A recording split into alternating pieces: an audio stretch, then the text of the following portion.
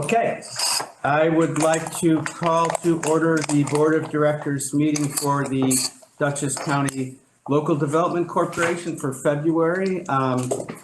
Sarah, would you like to take the roll call for attendance? Can you do that? Yes. Jasmine, I'm sorry, but we're having difficulty understanding you, so I think it's easier if Sarah does that. Okay. Don Sagliano, Here. Jamie Picone, Here. Amy Bombadiri, Here. Al Torgiani, Kathy Bauer, Here. Mark Doyle, Yeah. Tim Dean. Here. Sarah's keeping us on our toes by changing the I order. know. Okay, I would like to, once again, remind everybody of our conflict of interest policy. I won't read it, but if anybody has a conflict with any matter before us that they're aware of, could they please state that now? Okay, I don't hear any, but if for any reason during the meeting, a board member becomes aware of a potential conflict, please let us know and announce what it is so that we can recuse you from discussion on that particular matter. Proof of meeting notice posted, Sarah? Yes. Okay, any bills and communications? None. Okay, approval of minutes of the January 10th meeting. Does anybody have any amendments or changes to those minutes? Would somebody be willing to make a motion to approve them if there aren't any? Make a motion. Oh, Jamie made a motion. Amy, would you be willing to second I'll it? second it. Thank you. Sarah, would you please take a roll call vote on the approval of the minutes? Yes. Don Sagliano, Approve. Jamie Picone, Approve. Amy Bombadiri, Approved. Kathy Bauer, Approved. Mark Doyle, Approved. Tim Dean. Approved. All right, report of the treasurer. We have that again Yes. provided to us. As Amanda, could you put up the balance? they were in the back, very back of our packets for this meeting. Looking at the balance sheet for January 31st, 2024, we have cash of 3.1 million. Going down, we have a receivable of 144,000. That's the county that we're going to be requesting the county for the regular county agreement, and then the ARP is in there also. There's a small amount due from the IDA just for expenses, and then I think there's one item still from the BEA, but we did collect it in February. So further down, the accounts payable, there's the accrued payroll, and also is the DCI bill in January came in late, so it's going to be paid in February. Looking at the P&L, Amanda. Looking at the P&L, right now we have revenue of 123,000 to a budget of 995,000. So right now we're unfavorable by 872,000. We have total of expenses of 120,000 to a budget of 1.3 million. So we're favorable by 1.2 million. We're at a net income of 3,000 to a budgeted loss of 331,000. So right now we're favorable budget by 334,000. Again, it's new first month of the year, so we're looking at a budget of 12 months. And nothing in here is alarming to you, Jane? No, sometimes like the dues and subscriptions, a lot of that comes in the first month of the year, so it's not going to be a trend throughout the rest of the year, 15,000 a month, so. Okay, And the admin fee is the closing. I'm sorry, yeah. that is, That's the word. Bard. okay. Chair. Yes.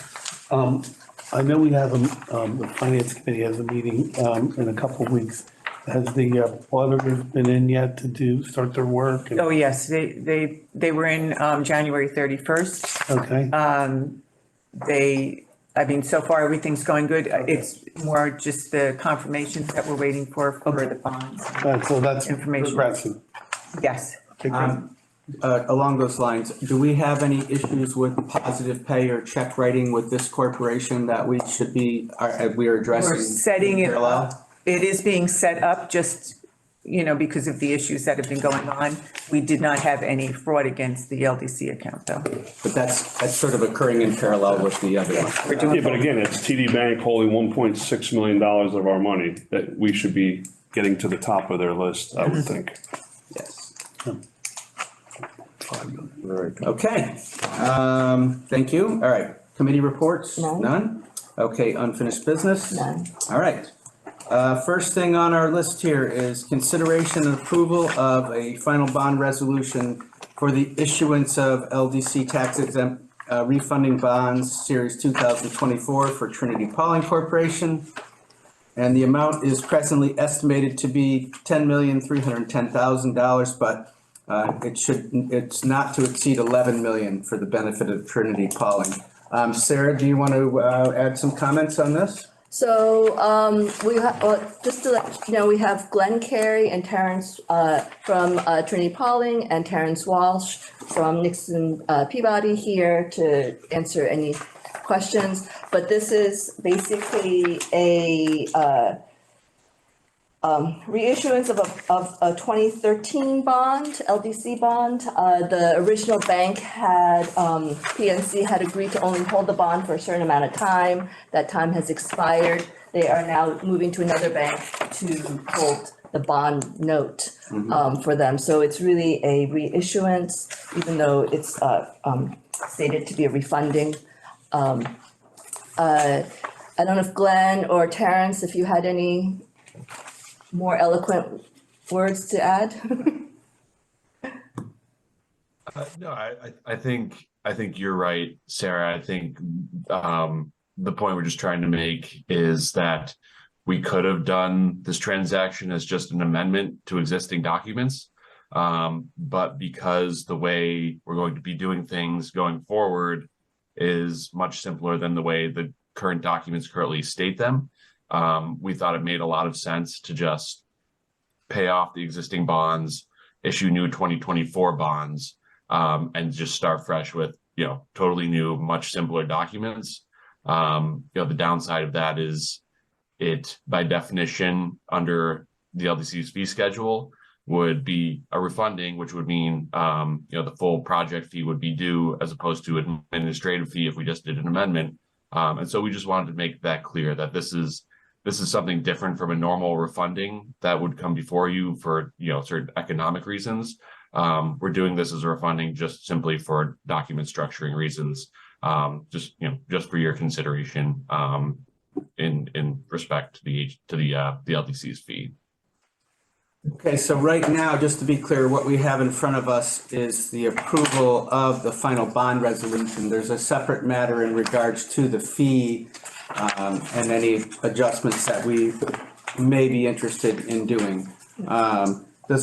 We did have a public hearing. We did have a public hearing last week. We received one written comment, which was forwarded to the board, and we had no members of the public appear at the public hearing, and the transcript of the public hearing was also forwarded to the board. Any discussion on this matter from a board member? Okay, would any board member be willing to make a motion to approve this? Well, I just in the nature, I do have a question for Mr. Carey. Do you guys use positive pay at Trinity Pauling School? Actually, we do, Don. I have a lot of experience in this. We had the same thing happen to us that was pretty extensive. Yep, all right, thank you. It's a very prevalent issue going on. Yes. And it shouldn't take long to set up. And just as a comment, my organization, of which I'm the chair of the board, we have had it in place for several years due to fraud issues. So I think it's a matter of urgency for us, and if the current bank will not expedite that, we should research others. Mark? May I ask, the document structural change is due to us structuring it, or it's a Nixon Peabody structural change? Where does that come from? I mean, it was really among the entire group that was discussing the documents. I mean, Terrence can speak to that, but I think it was the bank, bond council, and the school all having that conversation. To this situation. All right. And this issue takes it all the way to maturity. So this refunding takes it all the way to 2032, which was the 20-year term of the bond. Yeah, this is not the first time that we've had to discuss this issue, so Yes. this will actually, for efficiency's sake, we will not have to discuss it again. You know, normally we would see an institution hold this for the entire term of the bond, and we wouldn't have this happen. So I think it's beneficial to everybody to now put that in place, but. Okay, so do we have a motion and a sec? Do we have a motion? We don't have a motion. I'll make a yet. motion. Okay, Amy, thank you. Would somebody be willing? I'll second. Thank you, Jamie. Okay, Sarah, will you take a roll call vote on this matter? Yep, Don Sagliano, Approved. Jamie Picone, Approve. Amy Bombadiri, Approve. Kathy Bauer, Approved. Mark Doyle, Approved. Tim Dean. Approved. Okay, now, we have a second request, and it's not in writing here, is that Yes, correct? so to do as a verbal resolution, the request is, and was alluded to before, is that this is not a traditional refunding. Under the LDC fee schedule, refunding is subject to the full LDC fee. This is, however, this project is an administratively being treated as a refunding, but in reality is a reissuance. And under the same fee schedule, a reissuance or amendments to documents are subject to a lower fee of $5,000. So Trinity Pauling has requested that the LDC consider the reissuance fee for this transaction versus the refund, the full refunding fee. So, Sarah, my question to you is the reason that we would normally charge a higher fee is because there would be more work for us involved in that. Has this matter required you to expend a large amount of time? So no, so this will just be a continuation of an existing bond versus refundings require us to close out the other bond and then reopen a new bond, and there's new reporting. This is not gonna be any additional administrative burden to us. Is it your recommendation that we consider this? Yes, Okay. Trinity Pauling is a for-profit, not-for-profit? it's a not-for-profit independent school Okay. from 7th to 12th grade with a post-secondary, postgraduate level. Okay. Small independent school. Okay, Well, Chairman Dean, living out in Pawing, they are an exceptional neighbor that shares their facilities with the public, free of charge, their track, their hills, their courts. What's the difference between the two fees? A lot. go ahead, Sarah.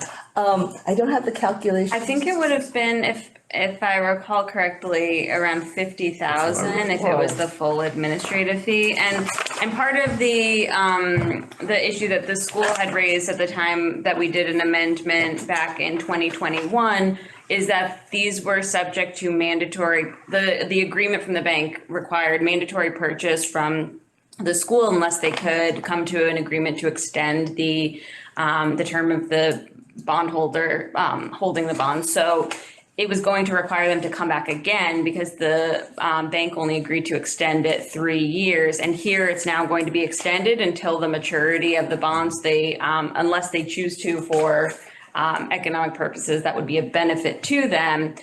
They wouldn't be coming back to ask for any changes.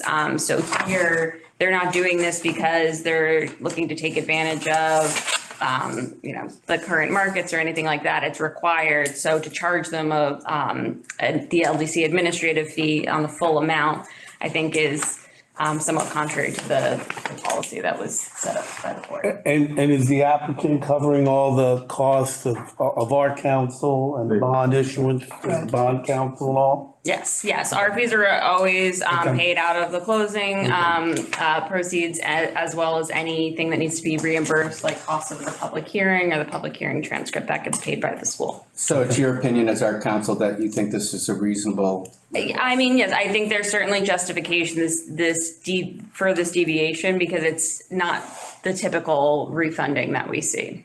In the original issuance, they paid the full. Exactly. Yeah, And they exactly. paid the administrative fees. Yes. Right. They're in good standing with all their compliance. Okay, any other discussion? Would somebody be willing to make a motion to approve this change from the normal way of calculating the fee to the 5,000 fee? I'm happy to make that motion. Would somebody be willing to second it?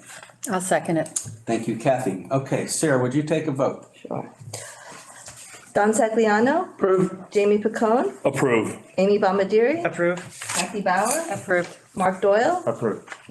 Tim Dean. Approve. Thank you, and good luck with the finalizing of this matter.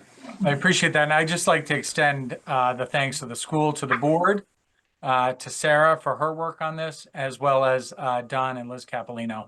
They're a pleasure to work with, and thank you all for your time this morning. Thank you. Okay, next on our agenda is the consideration approval for Dutchess County reimbursement for the fourth quarter, 2023. Sarah, do you want to Yeah. touch on that? Yeah, so this is just as a requirement of our contract with the county. It requires board approval before we can submit for reimbursement from the county. This amount of $111,414.87 is expenses that we plan to submit to the county for reimbursement. Okay, and where, it's in our packet? It's in your packets at the very end after. Make sure. Sorry, there it is. I see it. Got it? No. That's part of it. There we go. Okay, has everybody had a chance to review that? Any questions? Any discussion? Okay, would somebody be willing to make a motion to approve this payment request? I'll make the motion. Thank you, Kathy. Second? I'll second. Thank you, Jamie. Sarah, would you please take the roll call on this? Don Sagliano, Approved. Jamie Picone, Approved. Amy Bombadiri, Approved. Kathy Bauer, Approved. Mark Doyle, Approved. Tim Dean. Approved. Okay. Next is consideration and approval for fourth quarter 2023 ARPA Yes. reimbursement. And So- if you will give us the names behind the alphabet soup. Yes. So we have a second contract with the county to use funds that they receive from the American Rescue Plan, which is for ARPA, for entrepreneurial and job skill development. This is for fourth quarter 2023, same thing as a requirement. We require board approval before submission, and our payment amount is in $22,500. Questions, discussion? Anybody have anything there? Okay, if not, I would like to entertain a motion. I'll make, Good. Kathy? Yes. Thank you. Would somebody be willing to second? Jamie, thank you. Sarah, would you take a vote on this matter? Yes. Don Sagliano, Approved. Jamie Picone, Approved. Amy Bombadiri. Approved. Kathy Bauer. approved. Mark Doyle. Approved. Tim Dean. Approved. Okay, moving along. I just Yes. have one announcement. So related to that, our ARPA funds will be expended by first quarter of this year. We are using those funds to produce a series of webinars targeted to entrepreneurs, which will be produced or shown in March, starting in March. Great. Will we get a chance to see those? Yes, so they will be posted on our website. Sound. With sound. And would they have like continuing utility to us? Yes, yes. Because So the series, it's a series of 4 webinars, and it'll be related to financing and customer discovery. All right, and another matter here we have is the consideration approval of hiring a compliance associate, which I know was part of our budget, I believe, but Yes. Sarah, would you like to talk about that? So, yeah, so as Tim alluded, the board did approve the hiring of a compliance associate, but the hiring itself was not approved by the board. So what you have in your packet is a draft job description of The that last position, couple the last two pages of pages our- of your packet. Right, thank you. And Sarah, again, just a real quick sort of restatement of the reason for this is, I know it has to do with the many Yes. additional issues we have in complying, and so go ahead, Yes, just, in the past couple years, due to the number of projects that we have, the administrative responsibility and duty of the compliance has been becoming increasingly burdensome. So hiring of a compliance associate would basically oversee and take some of that job responsibility off of Jane and I. Jane and I are doing the compliance for both organizations. Just to give you a sense, when right before Jane started, we were managing between the LDC and IDA about 30 projects, and now we're going to be exceeding 60 by the end of this year. So that's all the compliance of the documents in our agreements, as well as state requirements and compliance. do you expect that some, is it gonna continue to grow, or will some fall off as new ones come on? What's your sense? I mean, some will fall off, but our pilot agreements are quite long. And so we only have, I think, 2 that will end within the next 3 years, and that's because they're only asking for sales tax. The rest are, for example, Eastdale, their pilot is 25 years long, and many of these, just a small portion of them have started. The bulk of them have not started yet because they're still under construction. So even with that, And then the number of compliance items per project increases over time. So it's just each project requires more and more things. So we talked about this before. We did put money in the budget for it. What is the 50, we had approved a full-time salary of $55,000 plus the benefit package, which is equivalent in value of $24,000. And do you have a specific person in mind? We or- don't have a specific Okay, person so in this- mind. We'll be posting it on all the different job posting outlets. I would like to just let the board know that even though we will try to keep it within the time, the salary range, that the 55 is kind of an estimate of Right. what we'll be able to. If for some reason exceeded that, would you have to come back to us? I will let the board know if we exceed that. Okay. Mark, you had a question? I guess, just in hiring myself, and maybe this is a type position, you don't need to say that, but obviously it's a full-time position. And so do you never make a sort of a statement to that effect in your job descriptions? That it's a full-time position? That it's a full-time Oh. position and the requirements, because, yeah. Yeah, I mean, when we post, we usually do say it's full-time or part-time. When you post. So that people don't,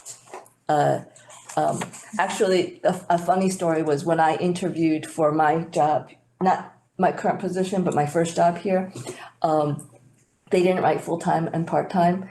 And they did a group interview with all the people. And there were 3 people in that room. There were 7 of us, and 3 people were like, "Oh wait, this is not part-time," and then they left the interview. That was that. So that was that. Well, part-time wouldn't qualify for the benefits then, correct? Correct, Yes. correct. But on the other hand, we're hiring to make sure that this whole job is done. We've got a lot of work to be done. Absolutely, yeah. Yeah, Not that they then turn around and say, well, we need more help. yeah. Sarah, I understand the compliance end on a new construction. Where does the person come in on the pilots? I know Jane has to keep track of pilots. So we have ongoing Paris requirements. Which is Paris- reporting, right? No which is- inspections. Well, not during construction, there's no inspections, but we do site visits, and there's annual compliance fees for the term of the agreement. There's getting the employment numbers every year. Right. This is not just inspections, this is This is- also. That's what I was getting at, right? You know. It's almost clerical. Yeah, and confirmation of, Right. so it's, a lot of it's administrative, a Okay. lot of it is following, while our agreements are pretty much standard, there are some agreements that have a little bit of a deviation, so it's just to manage which ones are deviation and they're complying with that. Making sure we have all the proper insurance and. Just to be clear, for you folks at Trinity Calling, I hope you don't think that you have to remain in our meeting after your matter is discussed. I know you have plenty to do, so we will not be insulted if you exit. Okay, thank you. Yes, thank you. Have a good day, everyone. Right. Bye. Okay, so any other questions about this approval? Well, I have some questions about the job description as presented. I think this, reading through all these activities, is this position going to be an office position? That the person's gonna come to work here every day? So it is, so all our positions, so we have no remote position, fully remote position. So the expectation is that this person, yes, will spend majority of the time in office. Well, that's, the syntax there doesn't add up. If we have no remote positions, why would you then justify that they would spend the majority of the time in the office? Either it's a full-time office position where the person comes here every day, or it's not. So what is the intent? The intent is that the person will be in the office full-time. but Okay, we- are all employees in the office all the time? So, no. Okay, So we do allow some flexibility of employees to work remotely. Due to, personal circumstances, we allow that flexibility. We have the capability to do that. is there a written policy pertaining to that? Is it just at the bequest of, I guess under your direction? I mean, because you're the, Yeah, I mean, it's Sure. under my direction, my approval allowing that. So what would you generally, or in some manner, what would you find acceptable on an exception basis? What's the most that someone could work remotely and still be considered in office? So everyone is in the office at least 3 days a week. Okay, 3 days. okay, so Sarah, Yes. I'm sorry. Okay, yeah. I'm sorry. You're falling over your words. Okay. Okay, so now you're saying that everyone is only required to be here 60% of the time. Is that an accurate statement? If they're required to be here. Yes, I'd say, So that's a 60% in the office working.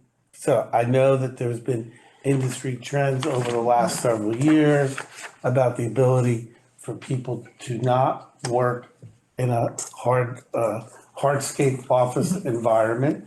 And, some of that was due to economic issues such with the COVID and all that stuff.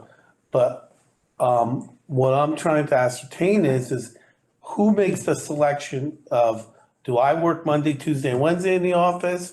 And does somebody work Wednesday, Thursday, Friday? How are you scheduling to ensure that there's 100% office coverage 5 days a week if perhaps prospective individuals are just walking in and they want to talk to somebody here? And how is that handled? so I there's. know we're going off on a Yeah, tangent. yeah, No, no, that's fine. that's fine. So there is a policy that there always has to be a person in the office. There's always office coverage. If there was any walk-ins or answer the phones, things like that, there's always office coverage. I do manage that, I would say that the people who do work remotely, take advantage of those 2 days off, have personal issues that require them to take that time off, but Well, is Not time is it off. not time time off, off? not time off, I'm sorry, not time off, working remotely. So is there a day or two at least where everyone is in the office together for collaborative purposes? Yes. Or there are? Okay, so you try and strive to have at least a couple days where people, where you have your team together? Yes. Okay. Other questions? The team equates to how many bodies? 6. Six, including you? Yes. 7 total? No, No, six 6. total. 6 total. Plus this possible new hire. So, I mean, I can only comment from our work environment. We have unfortunately found it nearly impossible to hire adequately without some remote work flexibility.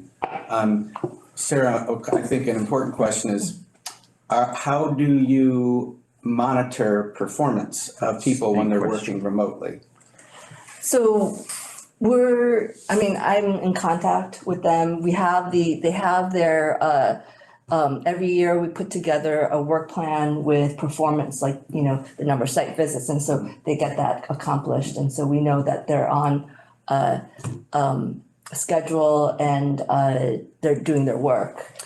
I hate to be this specific, but do you have any type of program that monitors when someone is logged in and working and on their phone versus We not? don't. You Yeah. do not. Yeah. So you really have to do it more from your own intuition of monitoring their work productivity? Yeah. Yeah. Okay.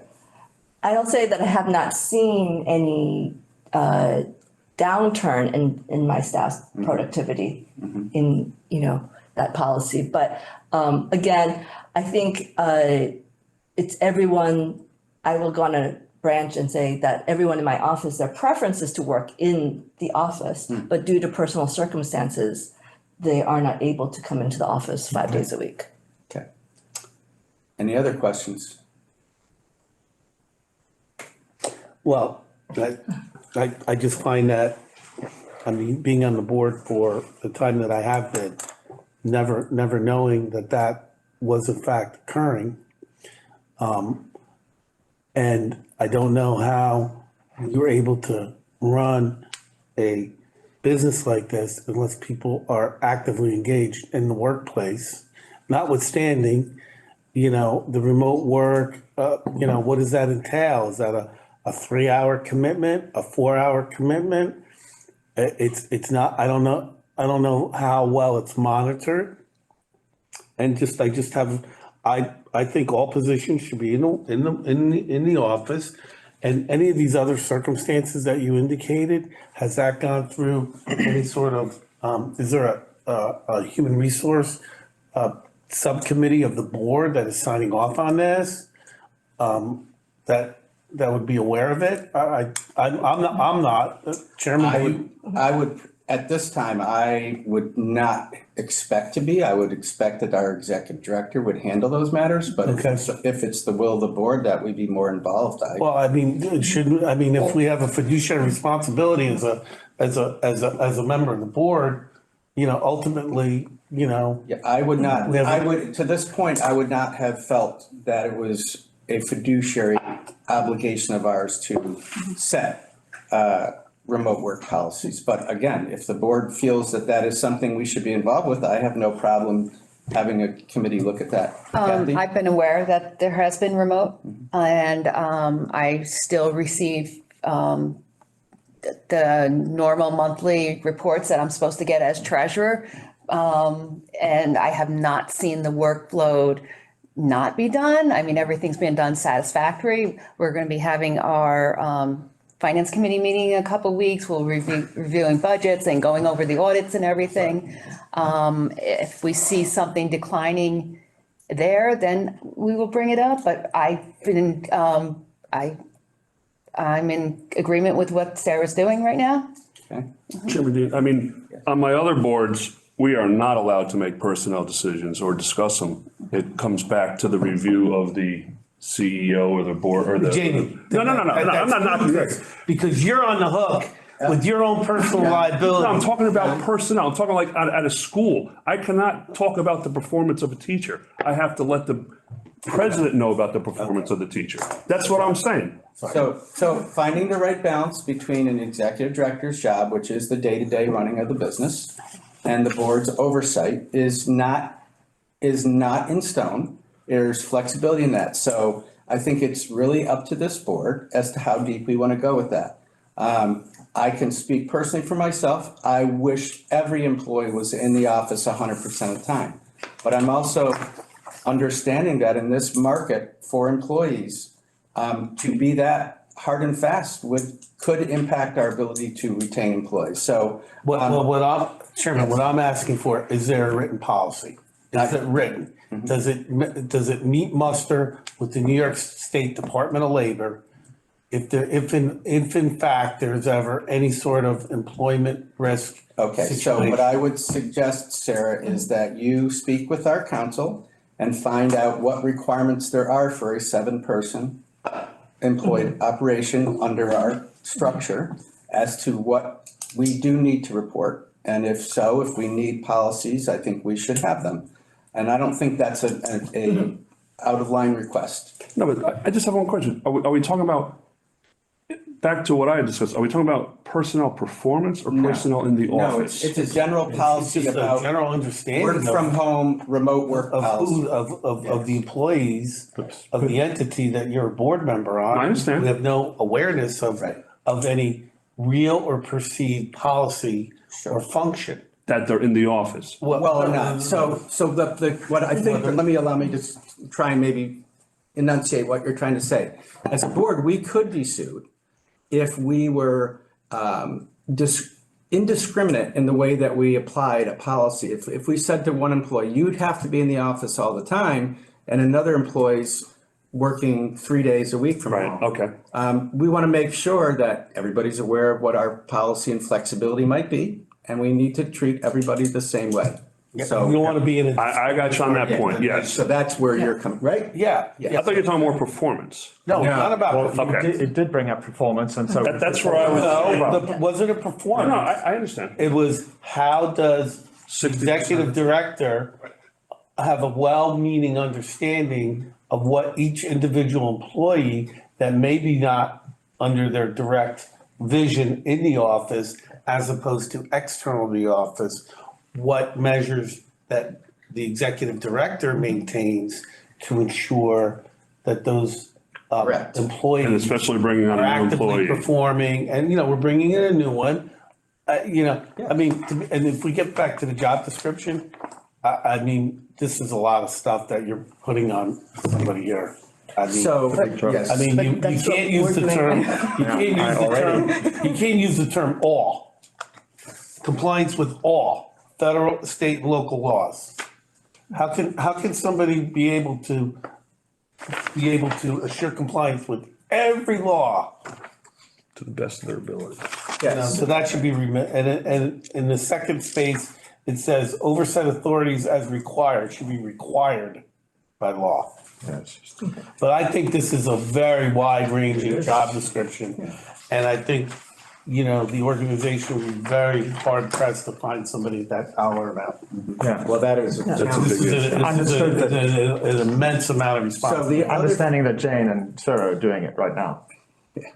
Yeah. Yeah, no, I'm just saying, yeah. and that's why Sarah said she may be Yeah. coming back to us, because Yeah. it is especially, so, and getting back to your point about the remote work, what we need to be clear about is if we do offer someone remote work, because it's a policy of ours, but they don't perform, we reserve the right to call them into the office or terminate them. Or meet with them. Yes, Yeah. yes, There's so, a process. okay, so I think that gives you some guidance. Does that impact our consideration of this particular job that Sarah has put before us? No, I think, in reviewing this, I think it's a needed, necessary thing. We've had a great proliferation of projects over Yeah. the last several years. And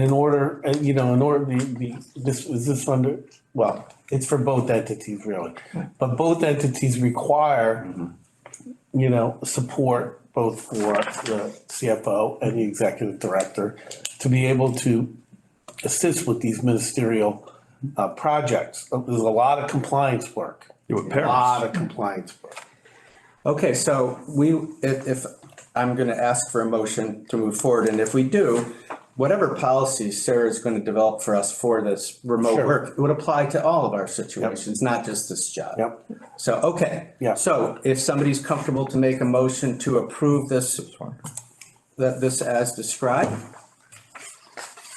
I'll make a motion. Thank you, Amy. A second? I'll second it. Thank you, Don. Okay, Sarah, will you take a vote?